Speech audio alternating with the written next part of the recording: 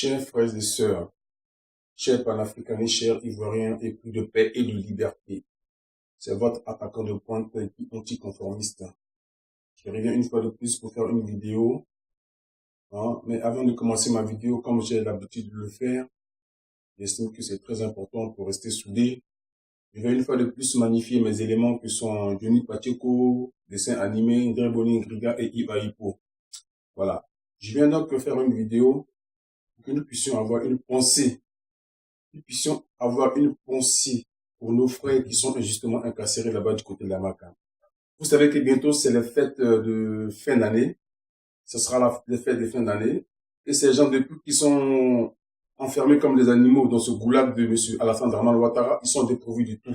Je ne vous apprends rien. Il y en a qui n'ont même pas pu scolariser leurs enfants. Des gens qui avaient jadis une vie qui leur permettait d'avoir le strict minimum. On leur a tout coupé, on les a privés de tout au nom du fait qu'ils soient pro-Gbagbo. Donc en Côte d'Ivoire, c'est pour vous dire qu'être pro-Gbagbo est un crime par des gens qui ont pris des armes jadis pour soi-disant rétablir la démocratie. Maintenant qu'ils sont au pouvoir, nous espérions, ou du moins nous avions espéré que la Côte d'Ivoire allait être au même pied d'égalité que la France, les États-Unis en matière de démocratie. Mais là, qu'est-ce qu'on constate? Tout le contraire. On constate le pire. Et ils sont encouragés dans leur macabre besogne, dans leur sale besogne, je dirais, par ceux qui les ont installés injustement au pouvoir à coups de bombe. Voilà. On veut abrutir l'homme noir. On veut nous faire comprendre. Et cela me rappelle ce que Jacques Chirac disait en 95. Et je cite, la démocratie est un luxe pour l'Afrique. Voilà. On estime que la démocratie est un luxe pour l'Afrique. Donc nous, les Africains, nous n'avons pas le droit de vivre ce que c'est la démocratie. On doit toujours vivre dans la dictature, dans la chienlit et dans la méchanceté. Voilà comment l'Occident veut voir l'homme noir en particulier. Donc, écoute, c'est à nous de prendre nos responsabilités pour ne plus demeurer dans cet état de fait. On ne doit plus accepter ce qui est inacceptable. Nous sommes au 21e siècle, en 2014, donc il est hors de question que nous puissions accepter de vivre dans ces conditions-là. Voilà. On a tout à fait le droit, comme tout le monde, de vivre ce que c'est la démocratie. Enfin bref, je reviens à ce que je disais. Donc, je disais tantôt, nos frères, nos sœurs sont injustement incarcérés là-bas du côté de la Maca, dépourvus du tout. Il y en a qui n'ont pas pu scolariser leurs enfants. Ça fait pitié. Et pourtant, ils avaient quand même un strict minimum parce qu'ils avaient un travail. J'aimerais que nous ayons une pensée pour ces gens. C'est bien beau de faire des vidéos, c'est bien beau de faire des posts sur Facebook, c'est bien beau de s'offusquer de ce qui se passe en Côte d'Ivoire. Et quand il faut être concret, soyons un tout petit peu concret aussi. C'est-à-dire, joignons l'acte à la parole pour pouvoir les aider. Voilà. C'est bientôt les fêtes. Ces gens n'auront même pas encore le strict minimum, comme je vous l'avais dit tantôt, pour pouvoir acheter des petits jouets à leurs enfants, pour pouvoir même ne serait-ce que jouir de ce que c'est qu'une fête. Donc, je fais appel à votre bon sens, à votre sens de la solidarité. Je fais appel à votre sens du patriotisme pour que nous puissions, chacun de son côté, on ne demande pas des millions, parce que chacun donne des millions, parce que chacun de son côté puisse donner ce qu'il peut. Même si c'est nous qui vivons ici en hexagone, si tu peux même donner 5 euros, 10 euros, à ces gens pour qu'ils puissent au moins avoir le strict minimum pour pouvoir même se soigner.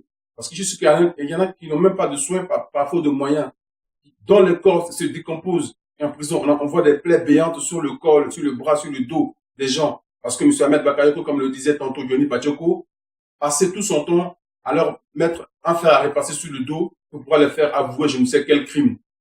Comme si le fait d'être pro-Gbagbo était un crime de lèse-majesté. Ça fait pitié. Notre pays va mal. Si on continue dans ce sens-là, l'Ivoirien n'aura plus d'identité en Côte d'Ivoire. On ne sera plus nous-mêmes dans notre propre pays. Déjà, on n'a plus de pays. Parce que vous voyez comment la Côte d'Ivoire fonctionne. Dans les administrations partout, ce sont les étrangers qui gouvernent la Côte d'Ivoire. Il faut bien le dire. Donc, s'il vous plaît, joignons l'acte à la parole. C'est bientôt les fêtes de fin d'année. Si chacun de son côté peut donner, ne serait-ce que, comme je l'ai dit tantôt, 5, 10, 20 euros, pas à nous, ne nous les envoyez pas aux membres du Diossigen, mais nous allons créer une page et ceux qui voudront faire ce minimum de gestes de solidarité envers nos parents qui sont injustement embrigadés là-bas du côté de la Maca, ceux qui voudront faire ce petit geste iront directement adhérer à cette page et enverront cet argent à un coordinateur directement au niveau d'Abidjan. Nous, dans la Diossigen, on n'a aucun rapport avec l'argent parce qu'on ne fait que parler pour les pauvres. C'est pas qu'on se suffit, non, on ne se suffit pas. On a décidé de parler pour les opprimés, on n'a pas décidé de s'enrichir. Hein? Comme certains font la politique pour avoir un gros ventre. Non. Nous, on n'a pas décidé de faire la politique pour avoir un gros ventre. Ça ne nous intéresse pas. On parle pour nos parents qui sont justement dans les goulags là-bas du côté d'Abidjan, du côté de la Maca, du côté de Djéné. Voilà. Pensez même à maman Simone Gbagbo. Cette pauvre et grande dame. Imaginez comment elle vit. Est-ce qu'elle a le minimum vital même pour assurer son quotidien? Hein? Le train quotidien d'une femme. Comment elle s'en sort? Comment elle vit? Ça fait pitié. Notre pays va mal. Hein? Notre pays va mal. C'était on jouait le jeu du diable. Et aujourd'hui, on voit dans quel état de putréfaction se trouve la Côte d'Ivoire. Hein? Avec la complicité de ceux qui se disaient jadis des Ivoiriens, les Henri Konan Bédi et autres, les Mabri Troaqueuses, comment on l'appelle, enfin bref, avec la complicité de tous ces gens qui se disent ivoiriens, la Côte d'Ivoire n'appartient plus aujourd'hui aux Ivoiriens. Donc, s'il vous plaît, de grâce, je voudrais par ailleurs remercier un digne patriote au nom de Valérie Pléba. Valérie Pléba, écoute-moi bien.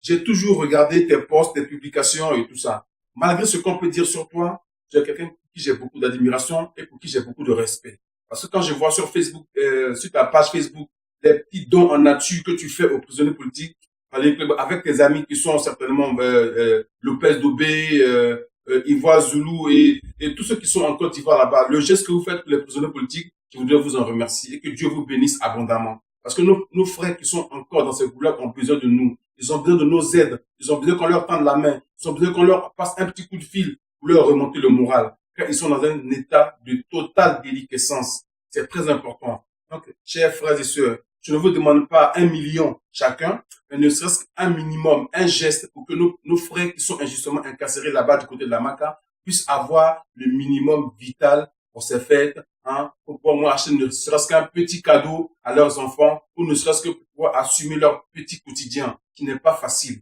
Hein. On veut nous maintenir dans un état de délabrement total, psychique, physique, hein, et c'est ce qui est en train de se passer en Côte d'Ivoire. Hein, où on n'a plus droit, l'Ivoirien n'a plus droit à la parole. Quand tu parles, on te menace. Quand tu parles, on t'injure. Quand tu parles, on te déporte, etc., etc.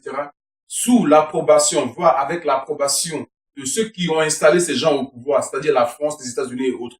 C'est une fois de plus pour vous faire comprendre que le racisme, il est à tous les niveaux. Ça s'appelle un racisme politique. Parce qu'eux, ils estiment, eux, ils ont le droit de vivre heureux chez eux, dans leur pays, d'avoir toutes sortes de bien-être, le métro, d'être dans le confort, et l'homme noir doit toujours demeurer dans la chienlit, dans la misère, dans la pauvreté. Il faut qu'on on le refuse à tous les coups. On doit refuser à tous les coups de demeurer des esclaves. On doit demeurer à tous les coups de demeurer, de vivre dans cet état de totale déliquescence.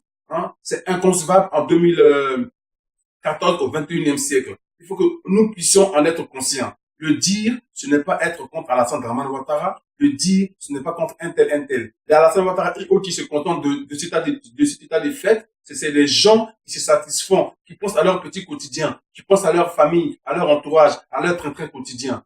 Hein, au détriment de la grande population qui souffre. Voilà monsieur qui a dit qu'il venait pour abroger le chômage, pour construire des universités, pour construire des hôpitaux, et que les Ivoiriens meurent pour un simple comprimé, pour un simple Doliprane, qui est capable de mourir en Côte d'Ivoire. Hein, Almighty en a fait les frais. Le dieu du swing, le Messie du Possi, Almighty en a fait les frais. Hein. Donc, vous voyez bien ce qui se passe en Côte d'Ivoire.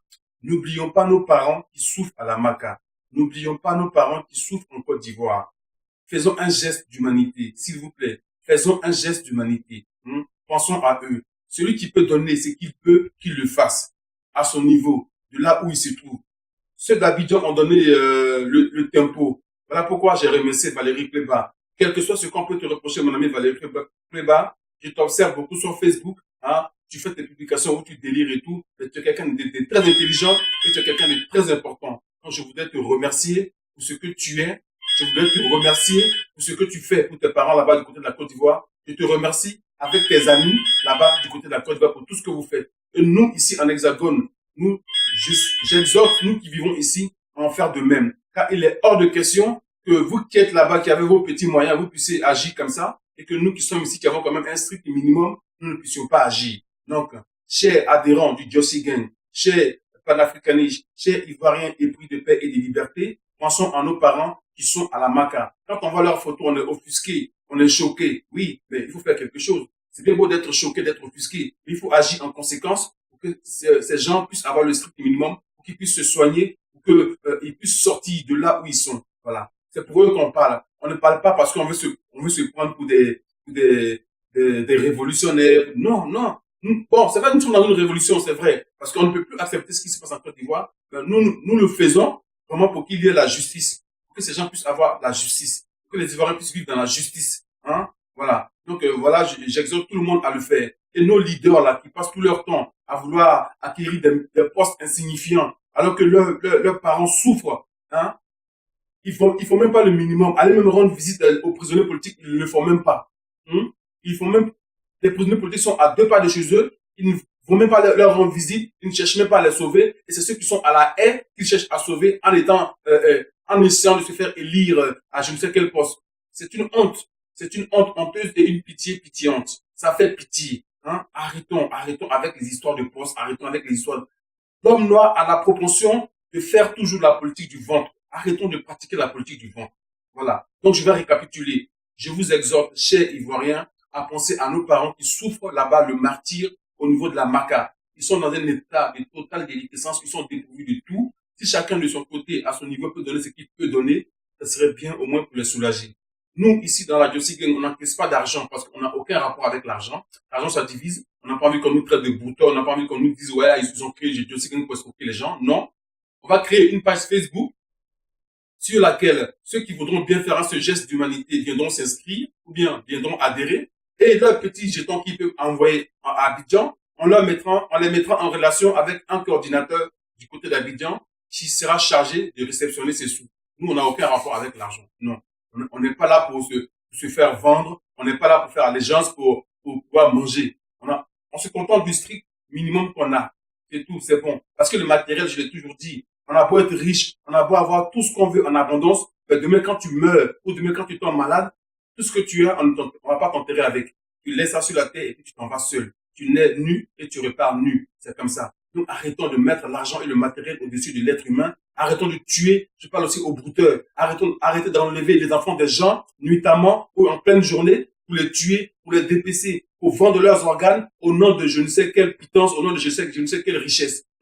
L'argent maudit, ça ne mène nulle part. Quand on meurt, on ne nous enterre pas avec nos biens. On laisse nos biens matériels sur terre et on part seul dans sa tombe, dans son cercueil. Donc arrêtez de considérer plus le matériel que l'être humain. Ayez un peu de conviction. Ayez un peu de conviction. Respectez vos convictions. Je dis un big up à Serge Kassi, pour qui j'ai beaucoup de respect. Voilà un monsieur qui a tout perdu. Voilà un monsieur qui aurait pu faire allégeance s'il voulait continuer à vivre la vie qu'il menait à Abidjan. Il a dit non, j'ai décidé de mener un combat. Donc je continue de mener ce combat.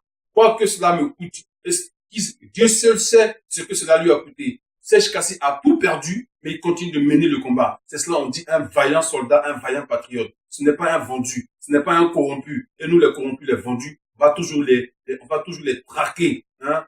On va toujours les traquer jusqu'à ce que on n'en voit plus. En Côte d'Ivoire, on n'en voit plus au sein de notre mouvement, hein, parce qu'on en a marre de voir ces gens qui font semblant de soutenir la cause. Et puis, dès qu'on leur jette des cacahuètes, ils sont prêts à courir comme des rats, comme des chimpanzés, comme des singes. On en a marre de ce genre de leaders. Hein. On fait des leaders vrais, des vaillants combattants. C'était Guy anticonformiste du Josie Gang. Big up à tous les martyrs de Côte d'Ivoire, à tous ceux que j'aime de loin comme de près, y compris même à nos ennemis. Car c'est grâce à vous, nos ennemis, vous qui nous menacez, vous qui nous insultez tous les jours. C'est grâce à vous qu'on est inspiré à faire des vidéos. Et c'est grâce à vous qu'on avance.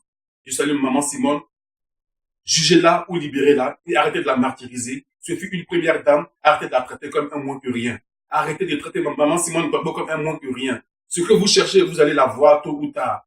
Les Occidentaux qui vous poussent à agir comme ça parce qu'ils vous surveillent, parce que ils sont avec vous, tôt ou tard, ils vont vous lâcher. Vous savez très bien comment les grands dictateurs, ils sont partis au pouvoir et comment ils sont venus au pouvoir. Vous n'allez pas y échapper. Ne pensez pas que vous êtes au-dessus de Dieu, qu'il n'y a qu'un seul Dieu, et quand Dieu rend justice, personne ne peut y échapper. Dit anticonformiste, Josie Gang. Big up à tous les prisonniers politiques, et s'il vous plaît, mettons-nous ensemble pour les aider, car ces gens souffrent. Ne faisons pas que des posts et des vidéos. Joignons l'acte à la parole. Yes, I. Josie Gang.